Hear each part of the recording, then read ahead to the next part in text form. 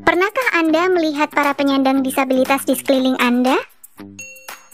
Mungkin tidak semua dari kita pernah berinteraksi dengan para penyandang disabilitas, karena mereka masih menjadi masyarakat yang termarginalkan di Indonesia, tidak memiliki keleluasaan dalam beraktivitas, bahkan untuk mendapatkan pemenuhan hak asasi seperti pendidikan, pekerjaan, dan kesehatan pun tidak mudah. Untuk memahami lebih lanjut mengenai disabilitas, mari kita pelajari konsepnya. Penyandang disabilitas adalah bagian dari keragaman manusia. Tidak hanya laki-laki perempuan, tinggi pendek, hitam putih, orang tua anak, tetapi ada juga disabilitas dan non-disabilitas. Oleh karena itu, penyandang disabilitas harus dianggap memiliki hak asasi yang sama dengan manusia lainnya, yang tidak dapat dikurangi, dibatasi, dihalangi, apalagi dicabut atau dihilangkan oleh siapapun. Dalam ruang lingkup suatu negara, penyandang disabilitas adalah bagian dari warga negara yang hak asasinya wajib dihormati, dilindungi, dan dipenuhi oleh negara. Istilah disabilitas juga berbeda dengan istilah cacat. Bahkan istilah disabilitas hadir untuk menggantikan istilah cacat yang bermakna negatif dan bahkan sudah identik dengan kata rusak atau tidak normal. Selain itu, istilah cacat fokus dengan cara pandang medis, yaitu menilai hambatan yang dialami seseorang adalah karena kondisi fisiknya. Misalnya seseorang yang terhambat untuk naik ke lantai 2 suatu bangunan adalah karena fisiknya yang menggunakan kursi roda.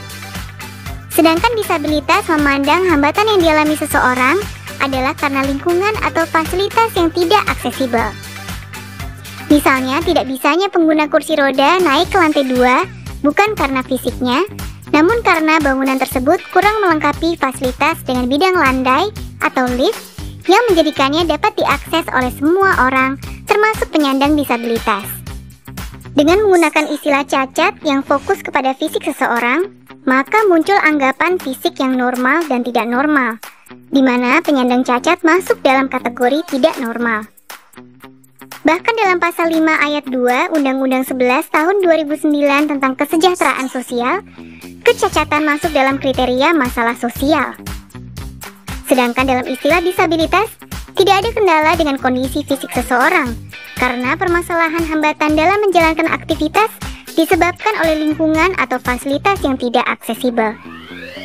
Oleh karena itu, dalam konsep disabilitas, semua manusia dianggap sama dengan berbagai keunikannya, dan keunikan itulah yang harus mampu diakomodasi oleh lingkungan di sekitarnya.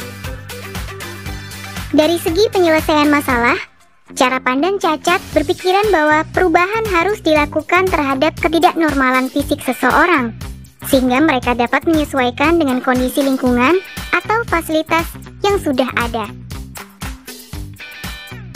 Dengan cara pandang itu, ditambah dengan anggapan bahwa penyandang cacat adalah seseorang yang tidak normal, maka penyelesaian dilakukan dengan berdasar kepada belas kasih orang lain.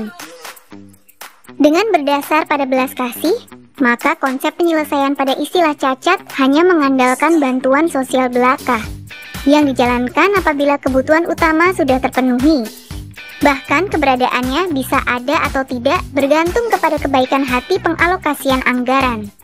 Sedangkan dalam konsep disabilitas, penyelesaian dilakukan dalam segala aspek kehidupan manusia, dan pelaksanaannya masuk dalam komponen utama karena tidak membedakan pemenuhan hak penyandang disabilitas dan non-disabilitas.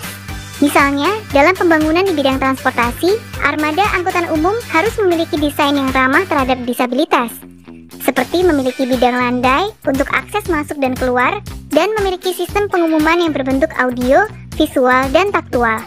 Begitu pula dalam sektor pekerjaan, pelatihan kerja harus aksesibel terhadap para penyandang disabilitas dan mampu mengarahkan penyandang disabilitas bekerja sesuai dengan minat dan bakatnya.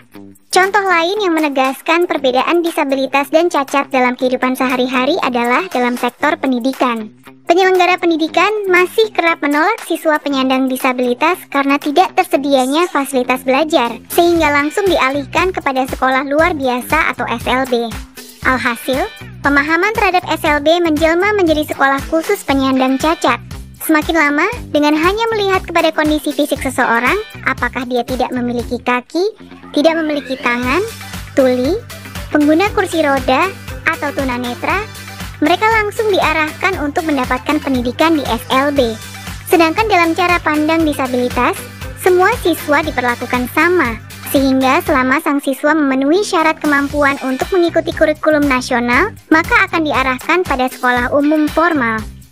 Adapun kendala fasilitas seharusnya disediakan oleh pemerintah sebagai bentuk pelaksanaan kewajiban negara dalam menjamin terpenuhinya hak atas pendidikan bagi warga negara dengan disabilitas. Dengan bersekolah di sekolah umum, maka akan ada interaksi antara siswa penyandang disabilitas dan non-disabilitas. Dari interaksi itu akan timbul rasa saling memahami akan keunikan masing-masing siswa, dan hal itu sangat baik untuk mengajarkan toleransi dalam berinteraksi sosial. Lalu apa yang bisa kita lakukan? Pertama, setelah memahami konsep disabilitas, maka tidak ada lagi alasan untuk menggunakan istilah cacat dalam menyebut penyandang disabilitas.